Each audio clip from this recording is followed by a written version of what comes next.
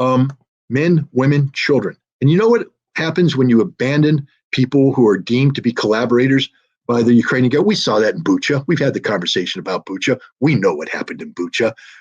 They were slaughtered by the Ukrainian security service. And guess what's happening right now in newly liberated Kharkov? Death squads are going around, kicking down doors. They're putting Z's on the homes of people who are accused. Let me just jump in quickly. What I know that happened in Bucha, and I'm not I wasn't able to draw any clear conclusion, a clear enough conclusion from my point of view as the editor of the Grayzone to make an assessment like the kind I made around the dramatic theater in Mariupol. But I did see Sergei Khorotik, boatsman, the neo-Nazi from Belarus, who appeared to be calling for shooting suspected Russian collaborators on camera. I mean, that was clearly taking place during the mop-up operation. You had some of the worst fascists affiliated with the Ukrainian National Guard and the battalions coming in there. The Safari unit.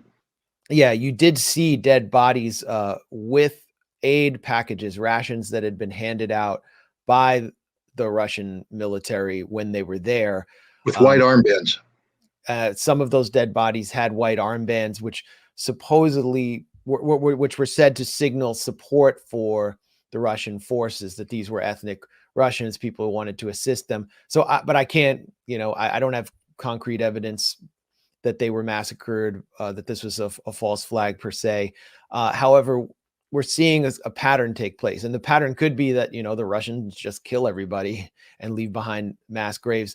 Well, one other thing that was clear to me, I'm speaking from my own point of view from Bucha, was that many of the mass graves contained the territorial defenders. They contained Ukrainian combatants.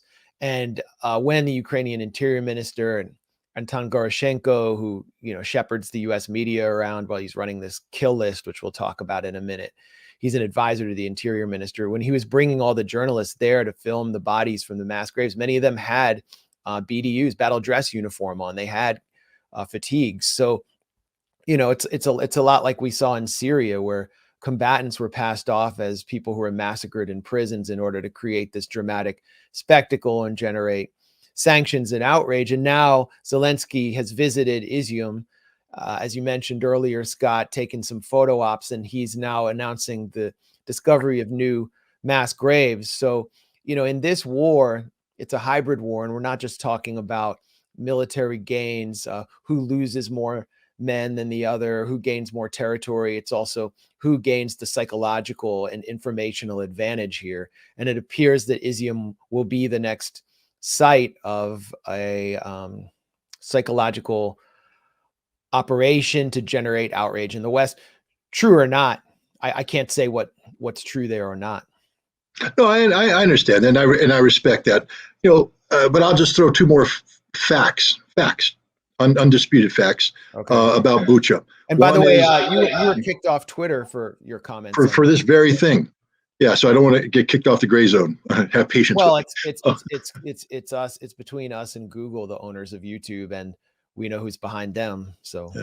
Well, what I'm going to say is this, and this is fact.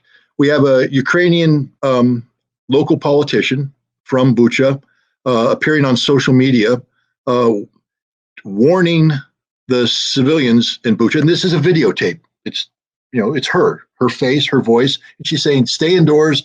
The forces are coming in. They're going to be conducting a cleansing operation, and stay indoors and don't panic."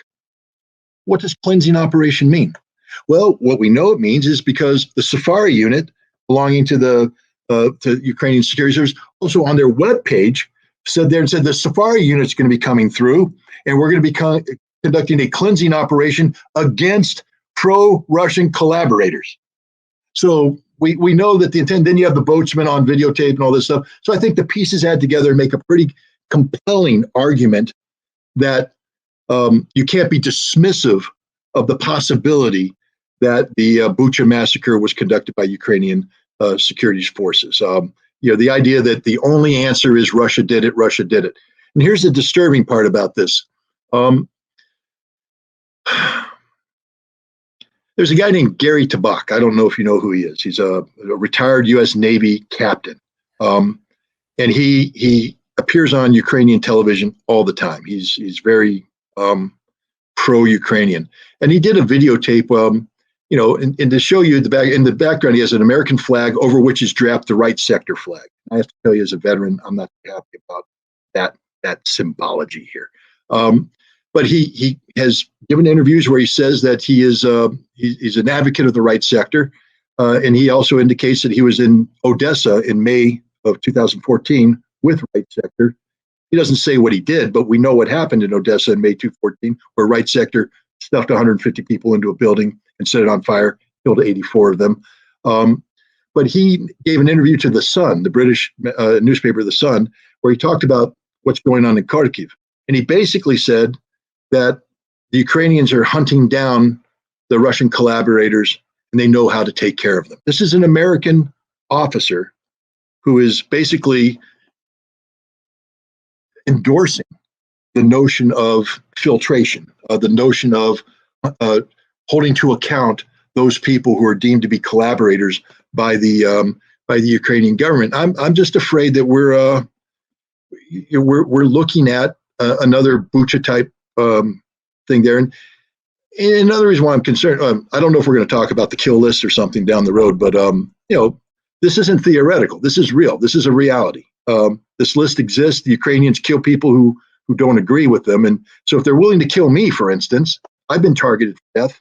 If they're willing to kill me for simply speaking out, imagine what they're going to do with a Ukrainian Russian who, opened their homes up to Russian soldiers, cooked meals for the Russians, accepted money in rubles instead of the Ukrainian figure, maybe even accepted a Russian passport.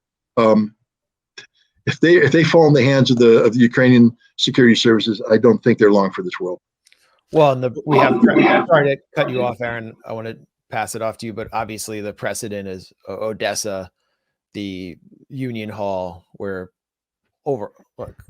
scores of people were burned alive. Yeah. There's a lot of precedent here.